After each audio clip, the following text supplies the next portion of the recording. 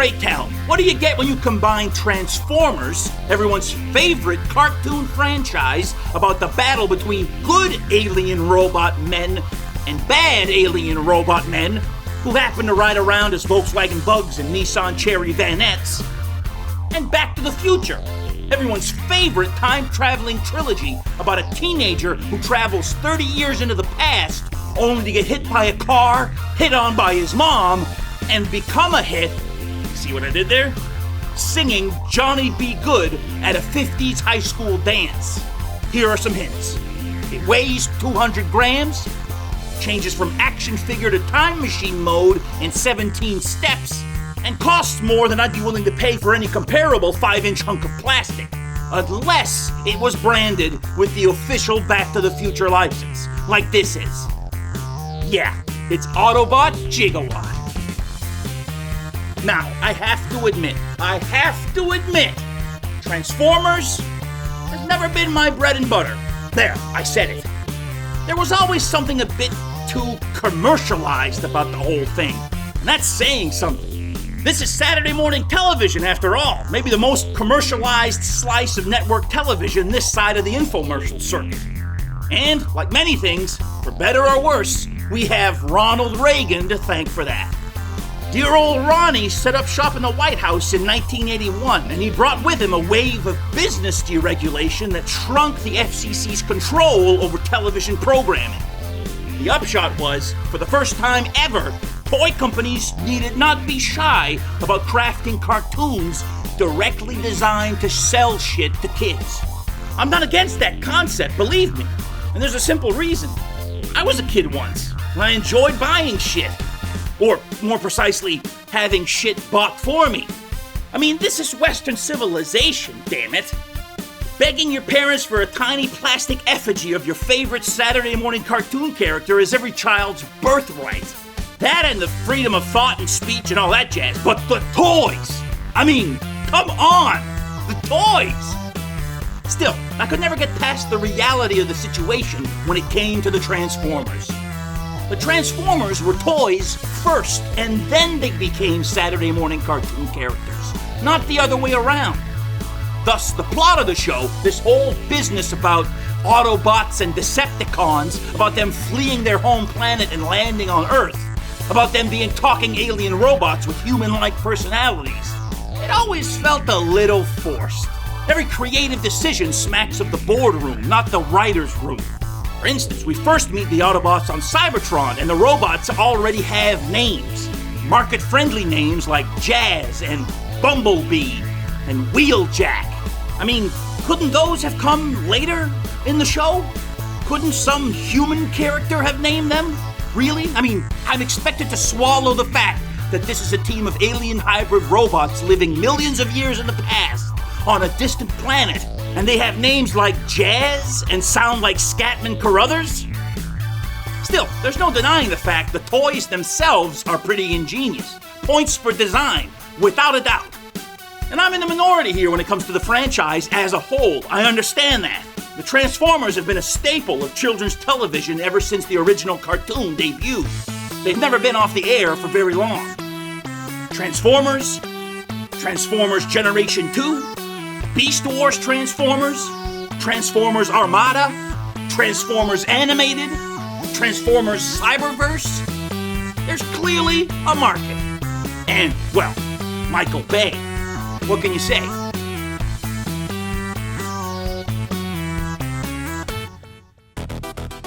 Gigawatt is the third figure released under the Transformers Collaborative banner.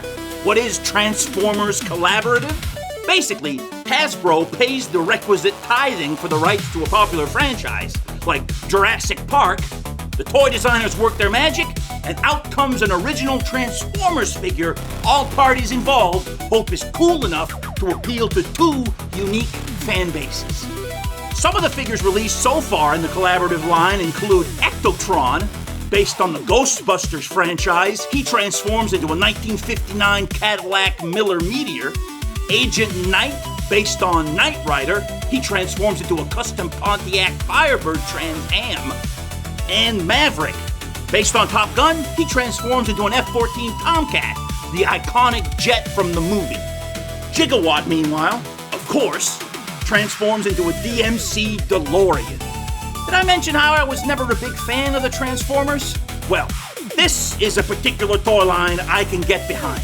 I can't help but feel I'm the target market, or at least one of the target markets. A person who wouldn't normally buy a Transformers figure, but is enticed by his love for an existing franchise. In this case, Back to the Future. But anyway, enough preamble. Here he is, Gigawatt. We'll start with the packaging. It's the first thing you're going to see while you're ignoring the suspicious looks parents are giving you while you shuffle up and down the toy aisle at Walmart, trying desperately to rekindle some semblance of your childhood experience. This box is a beauty. The old school Transformers logo, the Back to the Future 40th anniversary logo, the trademark Back to the Future fire trails, the robot on the front, illustrated, not photographed, another nice touch. Everything looks just as it should. Packaging is important, not only for marketing purposes, for catching your eye on a crowded shelf, but for display. Sure, you're enough of a kid at heart to slap down $50 for this thing on a whim. You're not going to be playing with it like the toys of old, the ones you tossed around and dragged through the mud when you were 5. This thing is going to be living in its box most of the time, a display piece, a conversation piece. And the manufacturers know it. Hence, an easy open box you don't have to tear to shreds. On the back, we've got a character bio card you could, in theory, clip out and add to your collection. The reality is, I don't have a collection.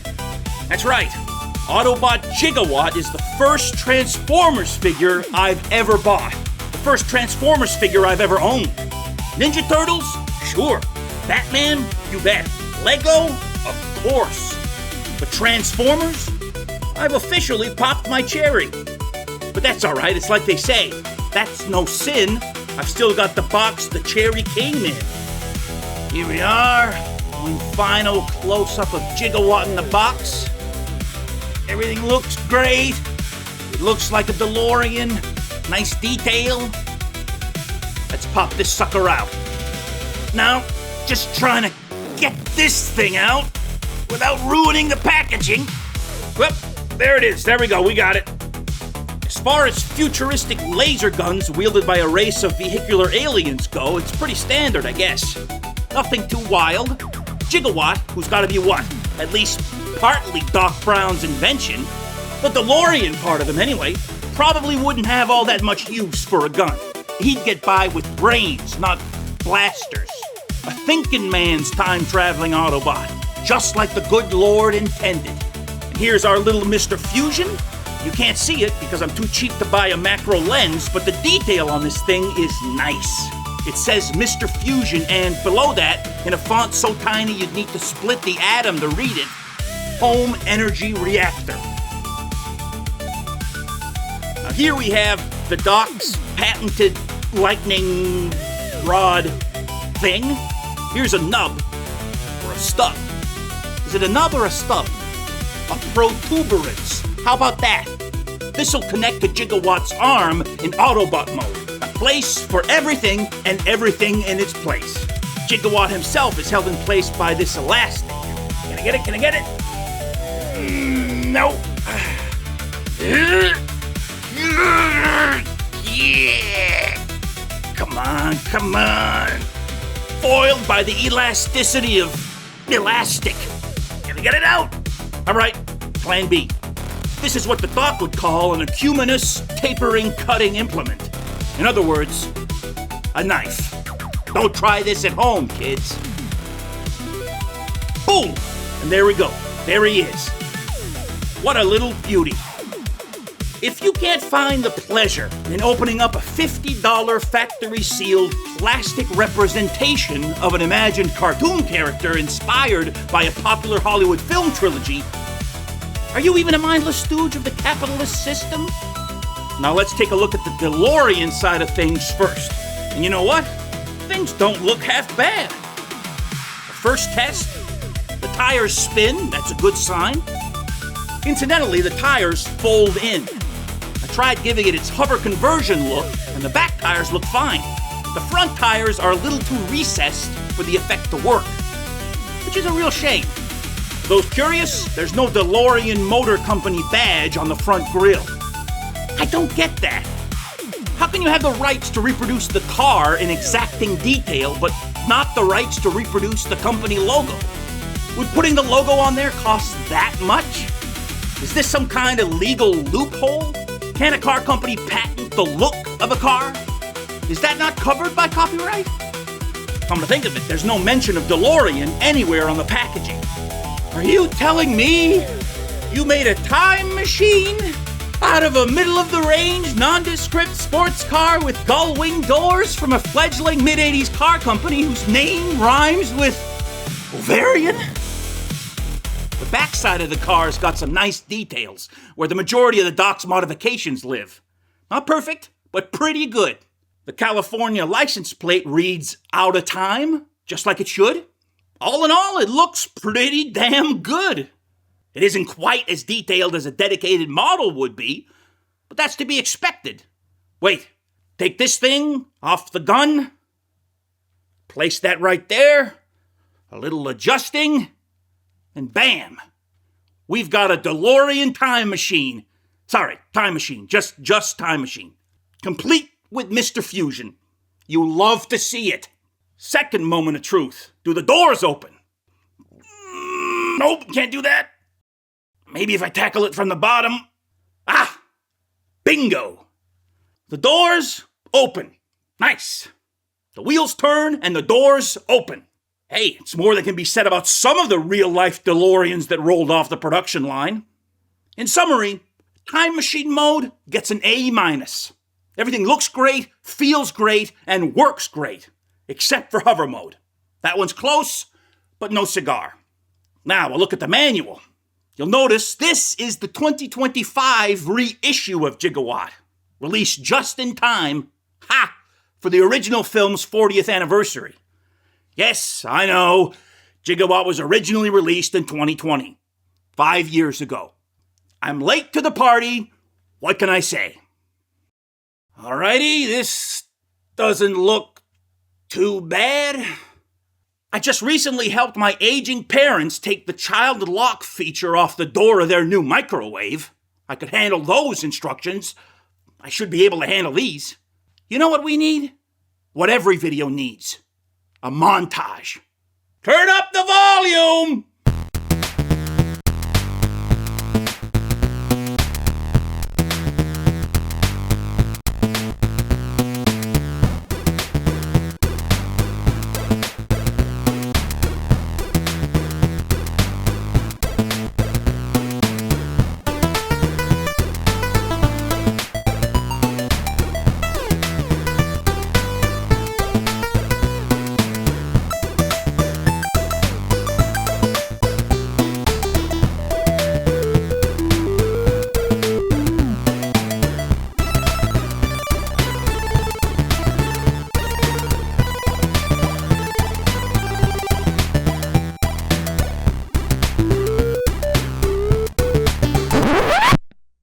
You've got to be shitting me.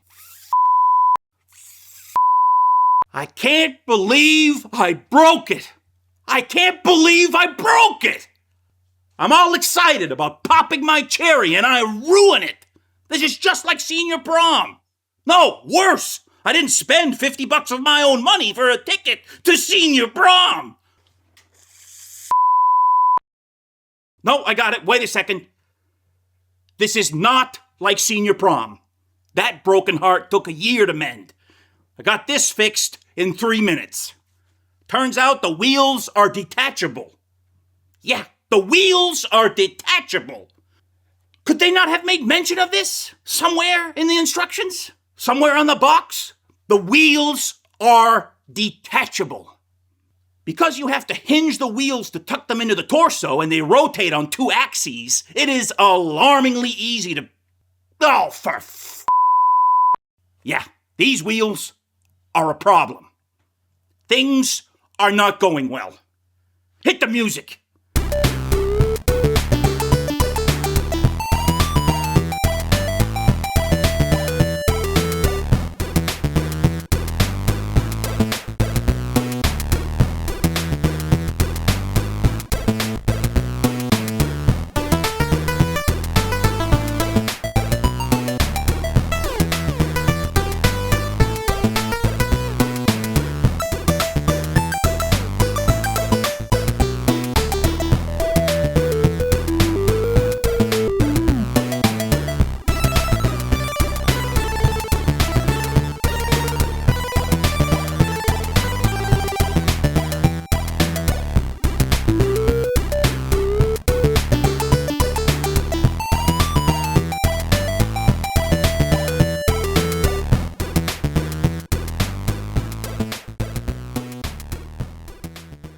Here we are, 17 steps later. Autobot Gigawatt in robot form. The journey was, fraught with unforeseen complications. But we got there. Gigawatt, as Transformers aficionados will know, is actually a retooling of an earlier Transformers figure. The Siege War for Cybertron version of Sideswipe. That means his mold is only a few years old, and so articulation is a priority. Gigawatt features a ball-jointed head, swivel hinge shoulders, hips, and feet, and a whole bunch of other points of articulation. The design is top-notch. The flux capacitor chest plate is a nice touch, and the time circuits check out. 1985, 1955, 2015. I love Gigawatt's look. The blazing blue goggles, sort of a Doc Brown mad scientist vibe, are particularly cool. The feet are nice and wide and flat, so standing and posing isn't a problem. Listen, as much of a curmudgeon as I am, I'm struggling to find something to criticize about Robot Gigawatt. He's exactly what a Transformers figure based on Back to the Future ought to be. A badass bot in grayscale with all the requisite details. The transformation was an ordeal. That part of the business gets a D. But once transformed, Gigawatt looks fantastic and feels just right. Robot Gigawatt, therefore, gets an A. Solid stuff. Not only do I like the toy itself, but I love the idea of it. It's neat. In fact, it's better than neat. It's one of those great ideas in the history of mankind, like peanut butter and jelly, or the space shuttle, or the Jetsons meet the Flintstones. This kind of fun, goofy pop culture cross-pollination doesn't happen nearly as often as it should. Rights holders, the people who own the copyright and the trademark to your favorite properties, they tend to be a bit of a stingy bunch. What can you do? They're not creatives. They're not the illustrators, the animators, the writers who actually make the stuff. They're lawyer types, caretakers. And what they understand is the bottom line. They wouldn't recognize fun if it came up and bit them in the flux capacitor. Which means the eggheads in accounting at both Hasbro and these other companies, Universal Studios LLC, Amblin Entertainment Incorporated, Paramount Pictures, etc., figured there was enough of a market for these toys, for these crossovers, to justify their investment. And they were right. And that, my friends, says something beautiful about the human race. Yes, the world is a depressing place, full of strife and misery and madness. And Donald Trump. But if this tiny robot can fill a demand in the marketplace, and it does, and does so beautifully, even if its wheels occasionally fall off, then life, the world, can't be all bad. Mostly bad, but not all bad. Dudes and dudettes, till next time.